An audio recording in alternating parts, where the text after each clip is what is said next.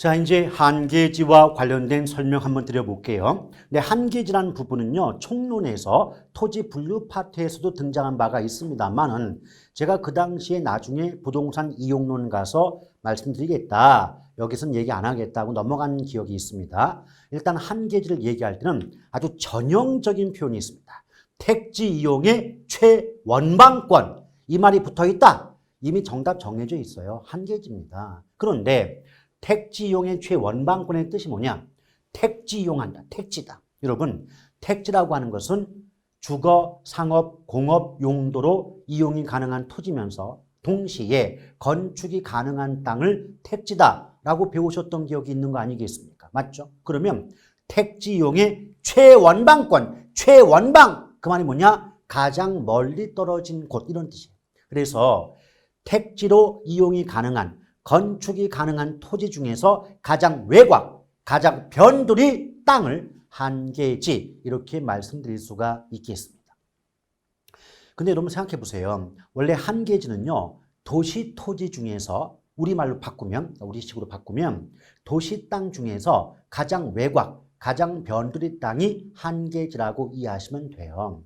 예를 들면 여러분 국도를 따라 이동하다 보면 무슨 혜태 같은 석상이 이렇게 세워져 있으면서 안녕하세요. 여기부터는 서울특별시입니다. 라고 적혀 있는 그런 땅 보신 적이 있죠. 오케이? 그 경계가 바로 한계지라고 보시면 돼요. 그러면 서울특별시입니다부터 그 안쪽은 서울특별시 내의 땅이니까 도시 토지이지만 그 바로 바깥쪽 땅은 아직 서울특별시의 토지가 아니니까 농업용, 농촌용지라고 볼 수가 있지 않겠습니까? 그렇죠? 그래서 포장이 되어 나올 때는 택지 이용의 최원방권이 한계지다라고 나오긴 하겠지만 우리식으로 이해하시려면 도시 토지 중에서 가장 외곽, 가장 변두리 땅이 한계지다라고 보시면 돼요. 그럼 여러분 생각해 봐요. 현실적으로요. 여기가 한계지면 한계지 바로 옆에는 농사를 짓는 농지가 있을 것 아니겠습니까? 그렇죠? 그러면 어떤 현상이 발생하느냐. 내가 비록 가장 외곽 땅, 변두리 땅일 망정 그래도 나는 도시 땅이다 이거죠. 한계지 입장에서 난 도시 땅이야. 그러므로 바로 1m, 2m 옆에 가까운 농지와 비교했을 때 땅값의 격차가 몇 배의 차이가 발생하게 된다는 겁니다. 이런 현상을 즉 한계지의 지가와 이웃한 농지의 지가의 수준이 몇 배의 큰 격차가 발생하는 현상을 지가의 연결성이 끊어졌다는 관점에서 단절 지가 현상이 발생한다. 이런 말을 쓸 수가 있겠습니다. 아시겠죠? 단절 지가. 그래서 만약에 이제 단절 지가가 무슨 의미냐고 물어본다면 한계지와 이웃한 농지의 지가의 격차가 큰 현상을 말한다라고 보시면 되겠고요. 또한 한계지의 땅값과 이웃한 농지의 땅값의 격차가 크다는 건 결국 한계지의 땅값과 이웃한 농지의 땅값은 상호 대체 관계가 형성되지 않는다는 말과 같은 겁니다. 그래서 단절지가가 발생한다. 이 말을 좀 길게 늘리고 싶으면 한계지의 지가는 이웃한 농지의 지가와는 상호 대체 경쟁 관계가 형성되지 않는다. 이렇게 문장으로 바꿔놓을 수도 있습니다. 여러분 생각해 봐요. 대체 관계가 형성되지 않는다는 건 영향을 주고받는 관계가 아니다 그런 뜻이에요. 생각해 보시죠. 만약에 한계지와 바로 이웃한 농지의 지가, 땅값이 대체 관계, 영향을 주고받는 관계에 있었다면 한계지의 땅값과 이웃한 농지의 땅값이 몇 배의 격차가 나타날 이유가 없지 않았겠느냐 이런 관점에서 상호 대체 관계가 형성되지 않는다라고 볼 수가 있는 거죠. 또한 이런 한계지는 지하철을 비롯한 대중교통의 발달과 더불어 더욱 외곽으로 연장되는 경향이 있다고 하는데 물론 제가 이 부분에 대해서 설명해 드릴 수는 있습니다만은 설명 안 합니다. 왜 안 하느냐? 아예 물어보지도 않는데 뭘 그걸 설명하고 있어요. 무슨 말이냐면 예컨대 그 출제자 입장에서요. 대중교통의 발달함과 더불어 한계지가 외곽으로 연장된다고 하는데 그게 무슨 뜻이야? 라고 물어보는 문제 없어요 여러분. 그런 거 안 물어봐요. 다만 어떻게만 출제가 된다. 지하철을 비롯한 대중교통의 발달과 더불어 한계지는 더욱 외곽으로 연장된다 라고만 나오지 그 말이 무슨 뜻이고 그런 현상이 왜 발생하니? 라고 물어보지는 않는다는 거죠. 오케이? 그럼 제가 항상 여러분께 말씀드리고 싶은 건 뭐냐면 저는 굉장히 실용주의적이거든요. 실용주의적이다 그 말이 뭐냐면 어렵고 복잡하다 할지라도 시험에 나오는 건 설명합니다. 근데 아무리 단순하고 어렵지 않은 그런 내용이라 할지라도 시험에 나오지 않는 건 설명하지 않습니다. 아시겠죠? 여러분 우리는 학문을 연구하고자 이 자리에 모이신 분들이 아니에요. 공인중개사라는 자격증을 취득하고자 그 시험에 합격하고자 모이신 분들이지 학문 연구를 하고자 모인 분들이 아니지 않습니까? 그렇기 때문에 앞에서 강의를 하고 있는 제 입장을 잘 해량하셔서 제가 얘기하는 것만을 믿고 따라와 주신다면 아주 우수한 성적으로 합격하실 수가 있을 겁니다. 또 그리고 상식적으로 말이죠. 안 물어보는 거 굳이 할 거 없잖아요. 그렇죠? 그렇게 이해하시면 되겠습니다. 이제 부동산 관리로 나오죠. 관리의 뜻이 뭐냐? 어떤 부동산이 최유효 이용, 가장 바람직한 이용이 될 수 있도록 부동산을 보존, 개량, 이용하는 행위를 묶어서 우리 뭐라 그래요? 부동산 관리다 그래요. 물론 여기서 보존, 개량, 이용의 뜻이 뭐냐? 그런 것도 아주 옛날에는 의미를 물어본 적이 있습니다만 최근 들어와서는 보존이 뭐고 개량이 뭐냐 그런 것까지 물어보진 않아요. 그래서 말뜻 정도만 알아두면 되는 거지 깊숙하게 들어갈 필요가 없는 대목인데 한 가지 조심할 게 있습니다. 부동산 관리가 나왔습니다. 근데 그 문장 속에서 처분이란 말 나오면 무조건 틀립니다. 관리의 개념 속에 팔아먹는 거, 처분한다는 건 포함되지 않고 있거든요. 여러분 상식적으로 생각을 해보세요. 무엇인가를 관리한다. 그것은 그 말의 의미는 내 거일 때 관리예요. 나의 소유가 되어 있을 때 관리가 되는 것이지 내 거 아니면 더 이상 관리의 대상이 될 수가 없는 거 아니겠습니까? 맞죠? 그럼 예를 들어서 어떤 상가가 있어요. 그럼 A라는 상가가 곰돌이 꺼였다. 근데 곰돌이가 상가를 곰탱이에게 팔아넘겼다. 그럼 그때로부터 그 상가는 곰탱이 거지 곰돌이 게 아니잖아요. 그럼 곰돌이 입장에서는 자기 건물도 아닌 그 상가를 자기가 관리할 이유가 없는 거 아니겠습니까? 맞죠? 그래서 관리의 개념 속에는 보존하고 개량하고 이용하는 행위는 포함될 수 있겠지만 처분까지 포함되는 개념은 아니다라고 보시면 되는 거겠죠. 오케이? 네, 이것도 마찬가지예요. 그냥 단순하게 관리라는 말과 처분이라는 말이 함께 결합되어 있다면 그 문장은 무조건 틀린다라고 보셔도 무방하다는 거죠. 근데 한 가지 조심할 게 있어요. 제가 관리와 처분이라는 말이 결합되면 무조건 틀립니다 라고 했더니 문장 나오는데 관리의 개념 속에 처분까지 포함되는 건 아니다. 출제자가 그렇게 썼단 말이에요. 처분까지 포함되는 건 아니다. 이 말 맞지 않습니까? 그런데 무턱대고 처분한 말이 나왔으니까 이 말 틀린다 라고 정답을 내는 경우가 상당히 많아요. 처분한 말이 들어가면 안 된다고 했던 것은 관리의 영역 속에 팔아먹는 거, 처분까지 포함되는 건 아니기 때문에 그렇게 기억을 해라, 공부를 해달라 라고 말씀드린 건데 무조건 기계적으로 관리라는 말과 처분한 말이 결합되면 무조건 틀려 이렇게만 외우시니까 그렇게 간단한 문제를 놓치는 경우도 많다는 겁니다. 유념하시길 바라겠어요.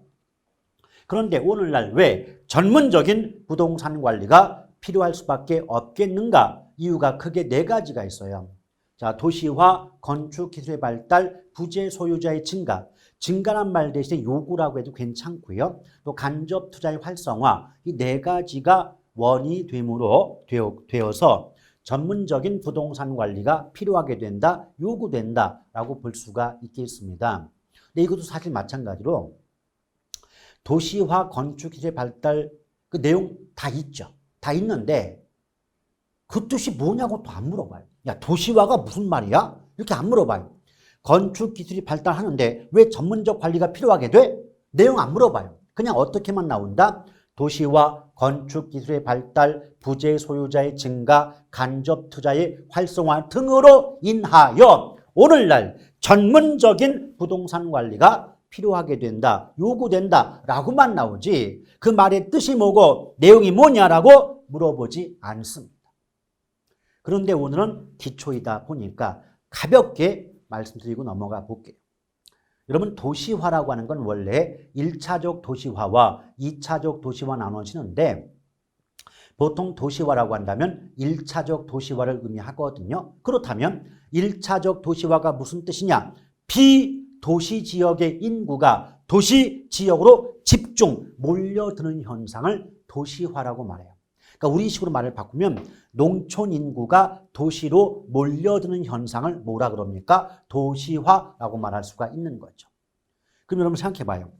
농촌 지역, 즉 비도시 지역의 인구가 도시 지역으로 몰려오게 되면 한정된 도시 지역 내의 입장에서는 그 몰려드는 인구를 모두 수용할 만한 공간도 없고요. 주택도 없다는 거예요. 그럼 어쩔 수 없이 아파트를 비롯한 공동주택이 출현할 수밖에 없는 거죠. 다시 한번 비도시 지역 인구인, 다시 말하면 농촌 인구가 도시 지역으로 집중하는 몰려드는 현상이 도시화라는 건 이해되셨죠? 그러면 계속해서 인구가 몰려들다 보면 단독주택만으로는 그 증가하는 몰려드는 인구를 다 수용할 수가 없어요. 그래서 한 공간에 수백, 수천 세대가 모여 살 수 있는 아파트를 비롯한 공동주택이 나타날 수밖에 없는 거죠. 그럼 여러분 생각해 보세요. 단독주택의 관리와 수천, 수백 세대가 모여 사는 공동주택의 관리를 비교해 본다면 어느 쪽이 보다 전문적인 관리가 요구될까요? 당연히 공동주택의 관리가 단독주택의 관리보다 전문적인 관리가 요구될 수밖에 없겠죠. 이래서 도시화 때문에 공동주택이 나올 수밖에 없고 공동주택은 단독주택보다 전문적 관리가 요구된다, 필요하게 된다라고 보시면 되는 거죠. 자, 이에 비해서 또 건축기술이 발달한다. 이게 뭐냐면 건축기술이 발달한다, 공법이 개발된다. 그래 버리면 건물이 더욱 대형화되고 복잡해진단 말이죠. 그럼 건물이 대형화되고 설비가 복잡해지면 그만큼 전문적인 관리가 필요할 수밖에 없지 않겠습니까? 맞죠? 또한 부재 소유자의 증가. 이게 쉽게 말하면 뭐냐면 서울특별시 구로동에 위치한 A 건물이 곰돌이의 소유인데 곰돌이는 서울특별시민이 아니라 부산광역시민이다. 그러면 부산광역시에 살고 있는 곰돌이가 매일처럼 KTX 타고 왔다 갔다 하면서 직접 관리할 수 없는 거 아니겠습니까? 그렇다면 전문적인 관리 업체나 업자를 선정해서 그 건물의 관리를 위탁 맡길 수밖에 없겠죠. 그러면 자기가 직접 관리하는 것보다 전문적인 업체나 업자를 선정해서 관리할 때는 보다 전문적인 관리가 필요하기 때문에 그러한 행동을 하게 되는 것 아니겠습니까? 그렇죠? 이런 관점에서 전문적인 부동산 관리가 필요하다. 또 간접 투자도 마찬가지예요. 원래 투자 방식이 직접 투자가 있고 간접 투자가 있는데 직접 투자는 부동산을 직접 소유한 형태로 투자가 이루어지는 게 직접 투자입니다. 근데 간접 투자는 내가 부동산을 소유한 상태가 아니에요. 그럼 당연히 내가 부동산 소유하고 있지 않은 거니까 내가 직접 관리할 수가 없겠죠. 그럼 당연히 전문적인 관리 업체가 그 부동산 관리할 수밖에 없으니까 전문성이 요구된다. 전문적 관리가 필요하게 된다. 이런 말이 나올 수가 있는 겁니다. 오케이? 다만 지금 설명해 드렸던 건 시험에 나오는 얘기가 아니라 이런 말의 의미가 뭐고 왜 이런 것들 때문에 전문적인 부동산 관리가 요구된다고 하는가에 대한 기초 또는 배경 설명을 가볍게 드린 것뿐이고 제가 기본 수업부터는 그런 말씀 안 드려요. 왜? 어차피 물어보지 않는 거 물어볼 것만 딱딱하고 넘어가도록 하겠습니다. 그 다음에 관리 방식 나오는데 관리 방식은 이제 관리 3방식 그러거든요. 3가지 관리 방식이 있다는 얘기죠. 근데 관리 방식의 변천 순서를 놓고 보면 자기 관리부터 시작해서 혼합 관리 거쳐서 위탁 관리 방식으로 이어가는 게 어떤 관리 방식의 변천 순서다라고 보시면 돼요. 그런데 순서로만 따지면 자기에서 혼합 거쳐서 위탁 가지 않습니까? 맞죠? 그러면 이게 순서 자체가 관리 방식의 순서가 같으니까 뭐예요? 그만큼 전문성의 수준과 관계가 있어요. 자, 지금 세 가지 관리 방식 중에서 가장 먼저 등장한 관리 방식이 자가관리지 않습니까? 맞죠? 그럼 자가관리를 자기관리 또는 직접관리라는 말도 써요. 이 말은 뭐냐면 부동산을 소유하고 있는 사람이, 즉 소유주가 직접 자기가 소유한 부동산을 관리하는 방식이 자기관리고, 다른 말로 자치관리죠. 또 내가 직접 한다는 관점에서 직접관리, 이렇게 말을 쓰는 경우도 있는 겁니다. 아시겠죠? 그래서 직접관리가 가장 먼저 등장한 관리 방식이다 보니까 가장 관리 전문성이 낮고 가장 효율성이 떨어지는 관리 방식이다라고 볼 수가 있겠죠. 반면에 가장 전통적인 관리 방식, 그러면 자기관리 방식이 답이 될 수가 있는 거 아니겠습니까? 맞죠? 그러면서 혼합관리를 거쳐서 위탁으로 가는데, 일단 순서만 놓고 볼게요. 지금 자가관리와 위탁관리 사이에 뭐가 있죠? 혼합관리가 있단 말이에요. 맞죠? 그러면 어떤 말 나오냐면 혼합관리 방식은 자가관리 방식에서 위탁관리 방식으로 전환하는 과도기적 관리 방식이다, 이렇게 말이 나오는 경우도 있고요. 또 혼합이란 말이 무엇인가를 결합, 짬뽕했다는 의미가 되지 않습니까? 맞죠? 그래서 자기관리 방식과 위탁관리 방식을 결합한 관리 방식을 혼합관리 방식이다라고 출제하는 경우도 있다는 겁니다.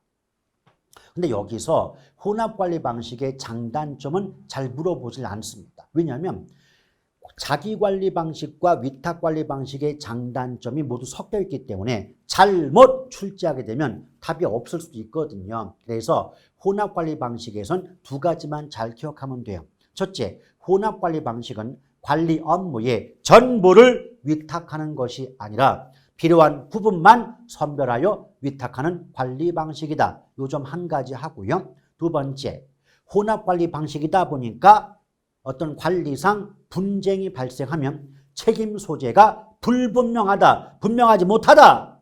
이거 하나를 정확히 좀 기억하실 필요가 있겠습니다. 지금까지 나왔던 모든 기출문제나 모의고사 문제 분석해 보면 혼합관리 방식 해놓고 책임 소재가 불분명 또는 불명확, 이것이 맞는 말인데 책임 소재가 명확하다, 분명하다, 이렇게 말을 바꿔서 우리의 혼란을 유발했던 경우가 대부분입니다. 이 점만 유념하신다면 어렵지 않게 정답 구할 수가 있겠죠. 더불어 세 가지 관리 방식 중에서 가장 마지막에 나와 있는 게 뭐죠? 위탁관리. 관리 방식상 순서상 가장 마지막에 나왔다. 그 말은 가장 현대적이다, 이 말입니다. 따라서 문장 속에서 관리 3방식 중 관리의 전문성이 가장 높다, 가장 현대적인 건물 관리에 적합하다, 이런 식의 문장 나오면 위탁관리겠구나 라고 보시면 돼요. 근데 보통 이제 관리 방식의 장단점 물어볼 때는요, 자가관리와 위탁관리를 비교하는 문제를 많이 물어보는데 제가 가볍게 몇 가지만 얘기를 해볼게요. 자, 우리식으로 말을 바꿔볼게요. 자기관리는 내 건물 내가 직접 관리하는 거 맞죠? 맞죠? 소유자가 직접 관리하는 게 직접관리, 자기관리 맞죠? 근데 위탁관리는 다른 업자에게 맡기는 겁니다. 다른 업자에게 맡겼으니까 직접 하는 거 아니죠? 그래서 간접관리예요. 그런데 상식적인 선에서 한번 생각해 볼게요.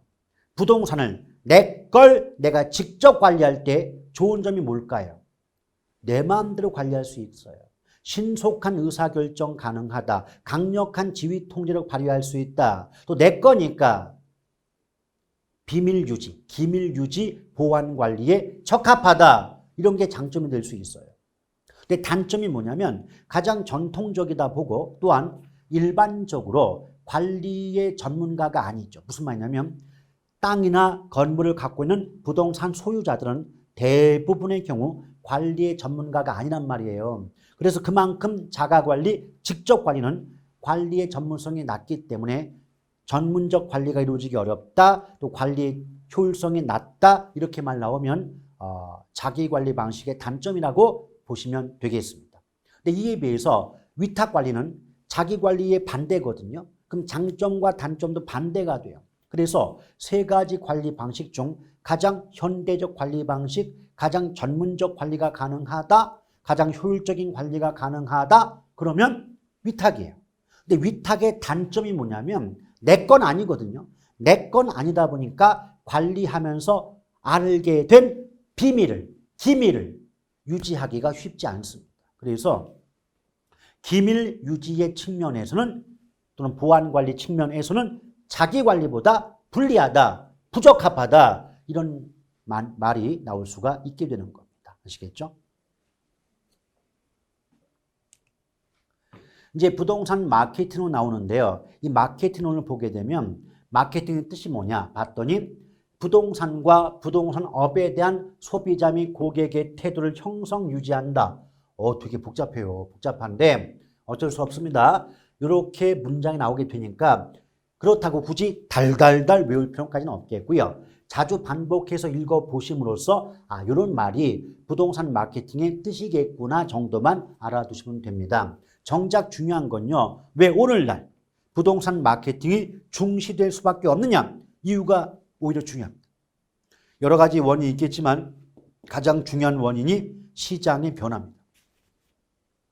이 부동산 시장의 성격이 과거에는 공급자, 다른 말로 매도자 중심 시장이었거든요. 근데 그것이 지금 현대 들어와서는 부동산 시장의 성격 자체가 수요자, 다른 말로 소비자 중심 또는 매수자 주도 시장으로 시장 자체가 전환이 됐습니다. 이게 왜 그러냐면 여러분 잘 생각해 보세요. 우리 옛날에 1980년대 중후반, 90년대 초반까지만 하더라도요. 주택 보급률 자체가 100%가 안 돼요. 그럼 주택 보급률이 100%가 안 된다. 그 말은 그 주택의 질적 수준이 높든 낮든 아예 관계없이 주택의 양 자체가 부족하다는 얘기예요. 그럼 주택의 양 자체가 부족한 상황이라면 아파트를 지어서 시장에 내놓게 되면 굳이 광고 홍보하지 않아도 굳이 소비자 마음에 들게끔 아양 떨지 않아도 집 자체가 부족한 상태니까 아파트가 저절로 분양이 되었다는 거예요. 그래서 공급자 또는 매도자 중심장이었기 때문에 그때는 굳이 광고 홍보 아양 떨 필요가 없었기 때문에 마케팅이 그다지 중시되지 않았던 거죠. 그런데 오늘날에는 주택 보급률 자체가 100%를 넘어간 지 오래된 겁니다. 쉽게 말하면 주택은 질적 수준을 따지지 않는 주택량 자체는 이미 차고 넘친다는 거죠. 그럼 주택이 너무 많은 상태에서 남아도는 상태에서 새 집을 지어 팔아먹으려면 그만큼 소비자 마음에 들게끔 애교를 부리고 아양을 떨어야 되지 않겠습니까? 맞죠? 그래서 오늘날 부동산 마케팅이 중시된다 이렇게 말이 나오게 되는 겁니다. 실제로 문제가 나올 때요. 어처구니 없지만 앞뒤를 바꿔버립니다. 어떻게? 왜 오늘날 부동산 마케팅이 중시된다 그랬습니까? 시장이 어떻게? 매도자 중심, 다른 말로 공급자 중심 시장에서 매수자, 다른 말로 수요자, 소비자 중심 시장으로 전환이 됨에 따라서 마케팅이 중시된다라고 말씀드리지 않았습니까? 맞죠? 그런데 그 매도자와 매수자, 공급자와 수요자 위치를 바꿔서 틀리게 만드는 패턴이 존재하고 있다는 거죠. 이 점을 유념할 필요가 있는 겁니다. 그러면서 이 마케팅 환경은 크게 미시적 환경과 거시적 환경 나눠지는데 그 사실은요. 미시와 거시적 환경을 물어보는 경우는 거의 없다고 봐도 되는데요. 만약에 찝찝해서 난 좀 알아둘 필요가 있겠습니다. 라고 한다면 미시적 환경만 기억하시길 바랍니다. 왜냐하면 미시적 환경 속에 경쟁업자, 일반 대중, 정부 고객이 있지 않습니까? 여기서 일반 대중 이 말 대신에 공중 이렇게 말을 바꿔도 관계가 없지만 어찌됐건 얘가 지금 몇 개입니까? 4개죠. 근데 우리 시험이 보기가 5개잖아요. 그렇죠? 그럼 이거 4개 아닌 나머지 보기가 답이에요. 왜냐하면 만약 물어본다면 다음 중 미시적 환경이 아닌 것은 또는 거시적 환경인 것은 이렇게 물어볼 수가 있거든요. 물어본다면 그러면 미시적 환경 4개 기억했다가 그거 아닌 나머지 다른 복이 나왔다면 그건 미시가 아니지 않겠습니까? 그렇게 답을 맞추시면 되는 거지. 굳이 뭐 정부, 경쟁업자, 공중, 고객은 미시, 뭐 사회적 환경 이런 환경들은 모두 뭐다? 거시적 환경이다. 이렇게 외울 필요까지는 없다는 겁니다. 아시겠죠? 그런데 거두절미하고 마케팅 눈에서 출제가 되는 문제는 99% 바로 마케팅 전략에서 출제가 되고 있다라고 보시면 돼요. 그러니까 결국 뭐냐면 다른 거 다 필요 없다. 지금부터 보시는 마케팅 전략만 잘 공부하고 계셔도 마케팅론 문제는 그냥 거저 먹을 수 있다. 뭐 이런 의미가 되지 않겠습니까? 일단 마케팅 전략은 세 가지거든요. 그래서 3차원 전략 이렇게 말을 하기도 하는데 종류부터 먼저 볼게요. 첫째, 시장 점유 마케팅. 둘째, 고객 점유 마케팅. 셋째, 관계 마케팅 전략으로 구분될 수가 있습니다. 그럼 여러분 보세요. 뭔지는 모르지만 양만 따져봐도 시장 점유 마케팅 꽤 많은데 고객 점유와 관계 마케팅 전략은 몇 줄에 불과하지 않습니까? 맞죠? 그럼 여러분이 입장을 바꿔서 출제자 입장이라면 양 많은 것과 양 적은 것 중에 어느 쪽이 보기를 만드는 게 더 쉬울까요? 양이 많은 쪽이 보기 지문 만드는 게 쉽겠죠. 그래서 시장 점유 마케팅 전략이 가장 출제 빈도가 높다라고 보시면 돼요. 그러나 그렇다고 해서 관계 마케팅과 고객 점유 마케팅을 몰라도 된다는 뜻은 아니에요. 그러니까 비중은 시장 점유 마케팅이 두시되 고객 점유와 관계 마케팅 전략도 기본적인 내용은 반드시 숙지할 필요가 있다는 겁니다. 아시겠죠?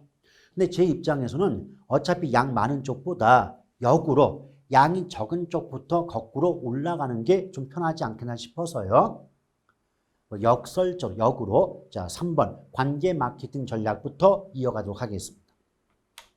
일단 관계 마케팅 할 때 관계는 릴레이션십이죠. 관계다. 그런데 사실상요. 거래 당사자가 매도자와 매수자 또는 수요자와 공급자가 있는 거 아니겠습니까? 그렇죠. 그런데 관계라는 말 자체가 수요자와 공급자 또는 소비자와 생산자 간의 지속적인 관계 유지, 다른 말로 상호작용을 중시하는 전략이 바로 뭐다? 관계 마케팅 전략이다라고 보시면 돼요.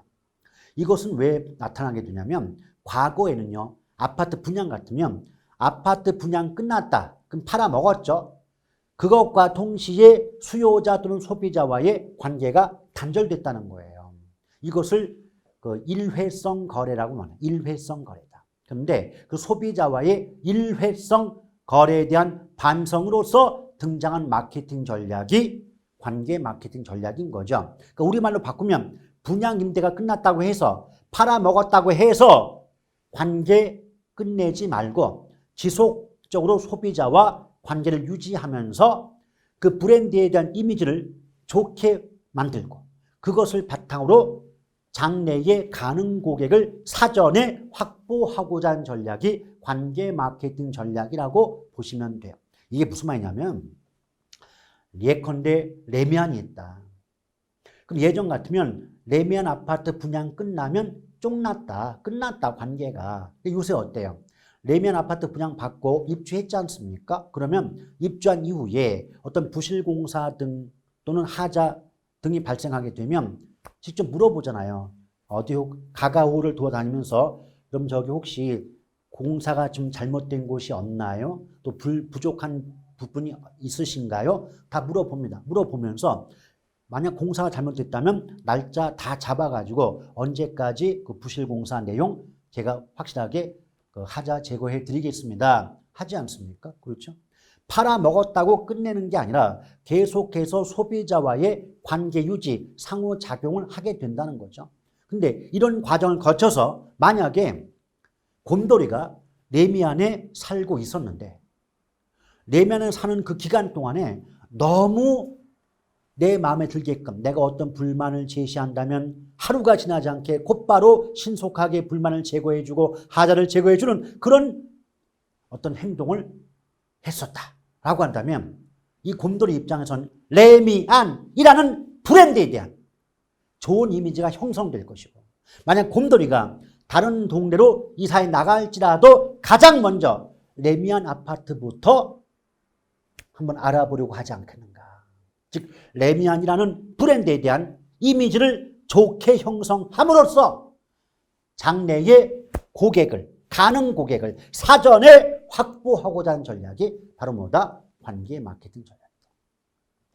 따라서 관계 마케팅 전략은 그 관계의 의미 하나 기억하시고 특히 브랜드와 밀접하다는 말 나오면 관계 마케팅 전략을 답으로 하시면 되는 거예요. 아시겠죠? 그 다음에 이제 고객적 마케팅 나오는데 이 제목 잘 보세요. 제목 앞에 고객이란 말이 붙었습니다. 그럼 여러분 고객은 소비자입니까? 생산자입니까? 소비자겠죠. 수요자입니까? 공급자입니까? 수요자겠죠. 그래서 고객점유 마케팅 전략은 수요자 중심의 마케팅 전략이죠. 그런데 고객점유 마케팅 전략의 의미가 무엇인가 보았더니 소비자의 구매 의사결정 과정의 각 단계에서 소비자와의 심리적 접점을 마련하고 전달되는 메시지의 톤과 강도를 조절하려는 전략을 말한다라고 적혀 있지 않습니까? 이 자체가 이번에 보셨던 33회 기출지문에 그대로 녹아 있습니다. 그대로 출제가 되어 있습니다. 또한 여러분 고객점유 마케팅에는 AIDA의 원리가 적용된다고 보시면 돼요. 물론 보통 아이다까지만 나와요. 여기 제가 이제 혹시 몰라서 S까지 써놨지만 보통 시험에 출제가 될 때는 AIDA 줄여서 아이다의 원리가 적용된다. 이 정도로만 나옵니다. 그럼 아이다가 뭐냐? 예컨대 곰순이와 웅녀가 손을 붙잡고 길을 걸어가고 있었답니다. 그런데 전에 보지 못했던 모델하우스가 있는 걸 발견했다는 거죠. 이때 곰순이와 웅녀가 동시에 이렇게 외칩니다. 어머! 저거 언제 생겼대? 모델하우스 있네? 저거 뭐지? 어텐션! 주목한 거예요. 주의 주목. 이게 어텐션이야, 어텐션. 어텐션. 그래서 우리 저거 어디에 세워지는가, 몇 단지나 있는가 한번 가서 물어보자. 따라갔습니다. 그래서 그 모델하우스 직원한테 뭐라 물어봐요? 이거 몇 세대예요? 어디에 세워져요? 뭐 학군이나 교통관계 어떻게 돼요? 마구마구 질문을 합니다. 그런데 여러분 무엇인가 질문을 한다는 건 흥미가 있기 때문에 관심이 있기 때문에 질문하는 것이죠. 뒤집어서 관심이 없다, 흥미가 없다면 질문합니까? 안 합니까? 안 하겠죠. 이것저것 질문한다. 관심, 인터레스팅, 흥미, I입니다. 그 다음에 그 질문에 대한 답을 들어보니까 이거 괜찮은 것 같아요. 입지 조건도 괜찮고 이거 잘만 되면 분양 잘 받게 되면 몇 년 안에 몇 배 이상 값이 올라갈 수도 있을 것 같아요. 막 분양 받고 싶어요. 사고 싶은 욕구가 들어요. 사고 싶어. 디자이어. 욕구, 욕망. 디자이어, 욕구, 욕망. 아시겠죠? 그래서 분양 청약서에 계약서 찍었어요. 액션, 행동이에요. 계약서에 도장 찍었다. 액션, 행동했다. 그래서 AIDA, 아이다의 원리가 적용이 된다. 아시겠죠? 근데 이것이 아이다의 뜻인데 누누이 말씀드리는 게 AIDA의 뜻이 뭐냐고 물어보진 않아요. 그 것이 어떤 내용 담고 있느냐를 물어보는 게 아니라 그냥 AIDA 줄여서 좀 더 넓게 해버리면 우리말을 바꿨을 때 주의, 관심 또는 흥미, 욕구, 욕망, 행동까지 한글로 바꿔내는 경우도 있습니다. 이 말 나왔다. 이미 정답은 뭐다? 고객점유예요. 그냥 그렇게 물어보는 거지. attention이 어떤 뜻이야?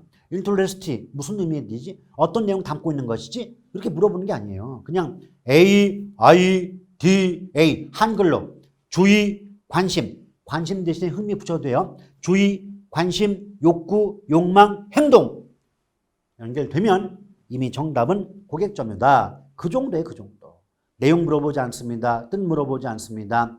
AIDA 우리말로 주의, 관심, 욕망, 행동 그렇게 네 글자 잘 기억하시고 이건 고객이야 하고 기억하신다면 어렵지 않게 정답 구하실 수 있어요.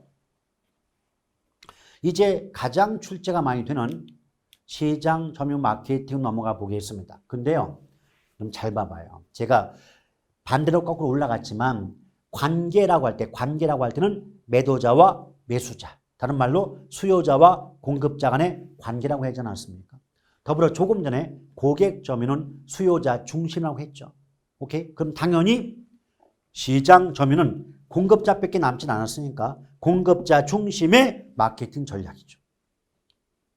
자, 구분할게요. 시장 점유는 누구 중심? 공급자 중심. 고객 점유는 수요자 중심. 관계는 수요자와 공급자, 생산자와 소비자, 매도자와 매수자 간의 관계 유지를 중시한다라고 구분하시면 돼요. 근데 굉장히 허무했던 문제가 뭐냐면 이번 33회차 기출문제에서 시장 점유 마케팅을 써놓고 옆에 무슨 말 나오냐면 수요자 측면의 전략 그랬어요.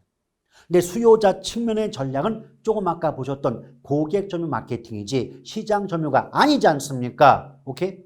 요거 성격 하나만 알았어도 맞췄던 문제가 출제가 됐다는 거죠.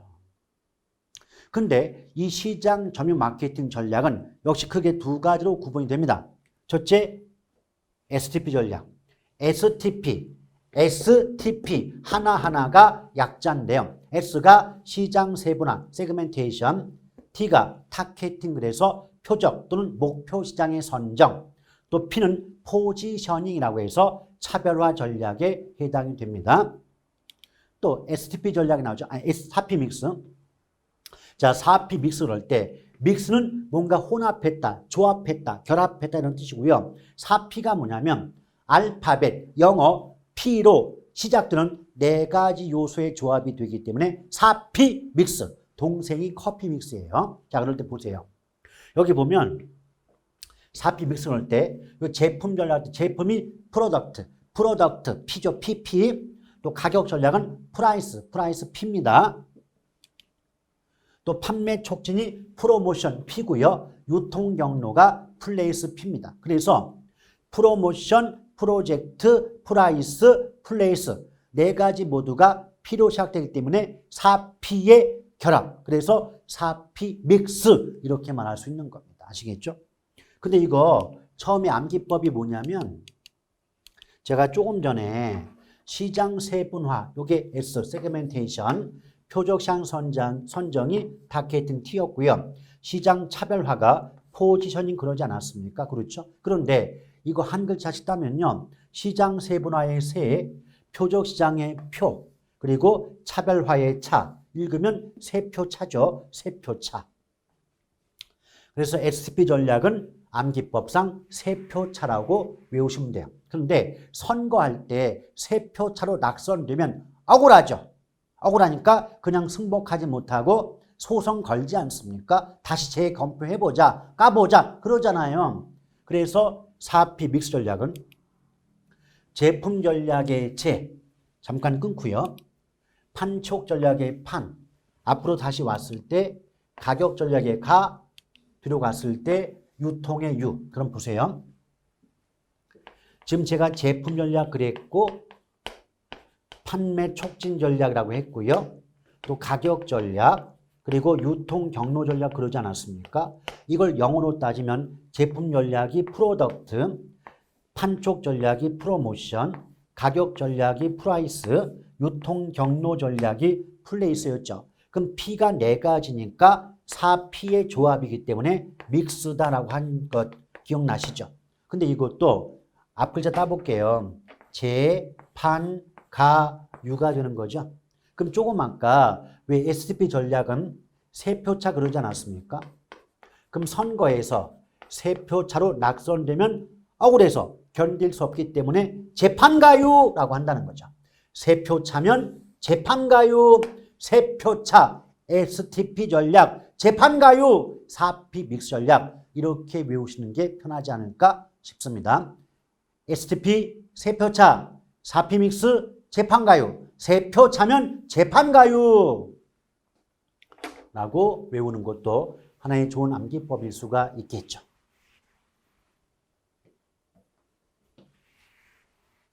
자, 그래서 앞쪽의 내용을 가볍게 한번 설명해 드린다면 일단 시장 세분화 그랬죠. 그런데 여기서 제목만 봐도 시장을 세분, 여러 개로 나눈다라고 해석해 볼 수 있지 않습니까? 맞죠?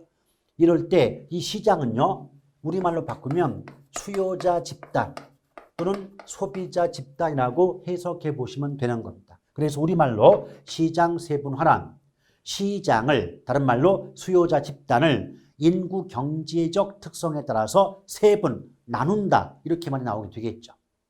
그래서 수요자 집단을 인구 경제학적 특성에 따라 세분, 여러 개 나누고 상품의 판매 지향점을 명확히 하려는 전략을 뭐라 그래요? 시장 세분화. 그래서 문장 속에서 소비자가 됐건 수요자가 됐건 시장자가 나오든 간에 뭔가 분할한다, 분할, 나눈다, 쪼갠다, 세분한다 이런 말 나오면 아, 시장 세분화를 얘기하는구나 라고 생각하시고 답 고르시면 돼요. 그 다음에 세분화된 시장 중에서 자신의 어떤 능력과 경쟁 상황을 고려하여 가장 자신 있는 내가 저 수요자한테는 저 수요자 집단 시장한테는 내 물건 팔아먹을 자신이 있어 라고 선택하는 그 시장을 표적 시장을 선정한다 그래요.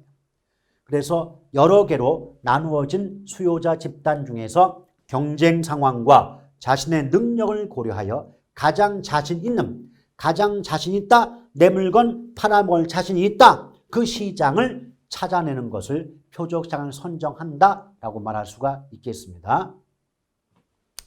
그 다음에 이제 차별화는 뭐냐면 차별화가 영어로 포지셔닝, 영어로 포지션이거든요. 그럼 포지션 할 때 포지션은 우리말로 위치잖아요. 위치. 그래서 문장 어떻게 나오냐면 동일한 표적 시장을 갖는 다양한 공급 경쟁자들 사이에서 자신의 상품을 어디에 위치시킬 것인가에 관한 전략을 말한다 라고 주로 출제가 되고 있어요. 그래서 이 긴 문장 외우기 어렵다면 위치 이 말 나오면 포지션이 답이니까 차별화가 답이겠구나 라는 정도로 기억하시고 정답 고르시면 되는 겁니다. 자, 그러면서 이제 4P 미스 나오는데 마케팅 요소의 조합이다 라고 보통 출제가 되고 있죠. 첫 번째 제품 전략은 프로덕트입니다. 근데 제품 전략이 무엇이냐? 뜻은 거의 물어보질 않고요. 종류를 주로 물어본다고 보시면 돼요. 여기 제가 열거해 놓았지만 기존과 차별화된 아파트 평면 설계, 지상 주차장의 지하화, 또 보안 설비의 디지털화, 아파트 단지 내 실개천 설치 이런 말이 나왔다. 그럼 여러분들은 주저하지 마시고 4P 믹스 전략 중에 이건 프로덕트, 제품 전략에 속해 라고 고르시면 되는 거예요. 그 다음에 이제 가격 전략 나오는데 이 가격 전략이 기초다 보니까 제가 저가, 고가, 단일 가격, 신축 가격 이렇게 안 나왔지만 저것 말고도 뭐 시가 전략이란 말도 있고요. 뭐 적응 가격 전략이라는 것도 있고 굉장히 여러 가지 또 할인 할부 전략까지 포함해서 대단히 다양한 가격 전략이 존재하고 있습니다만은 기초인문이다 보니까 요 정도 네 가지만 얘기를 드리고 있습니다.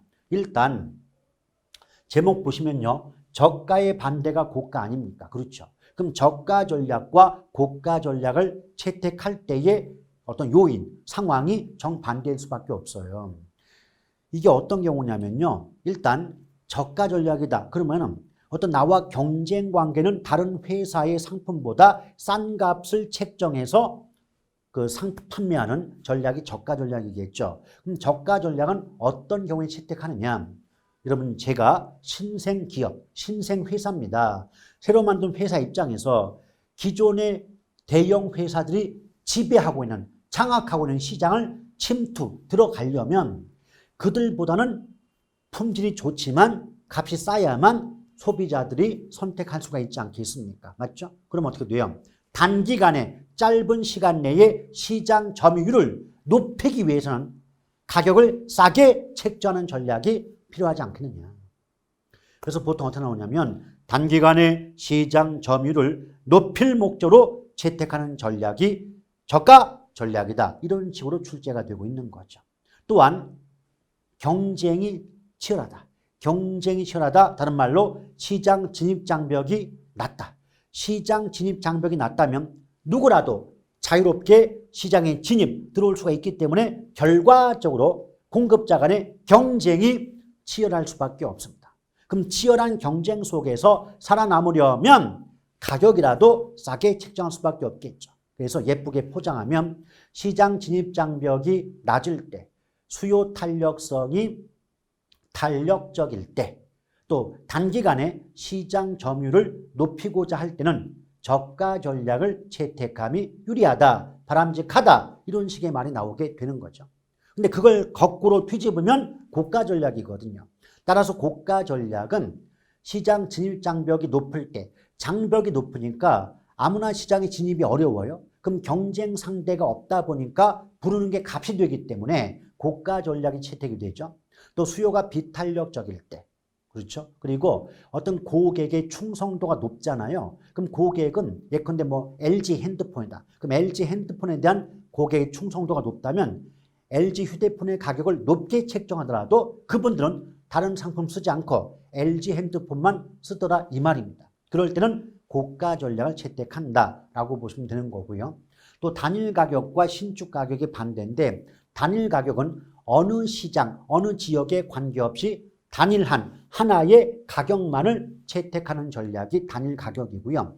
시장이나 지역이나 위치에 따라서 가격이 다르게 책정되는 전략을 신축 가격 전략이다라고 보시면 되는데, 보다 깊숙한 설명은 기본 수업 들어가서 얘기를 드리도록 하겠습니다.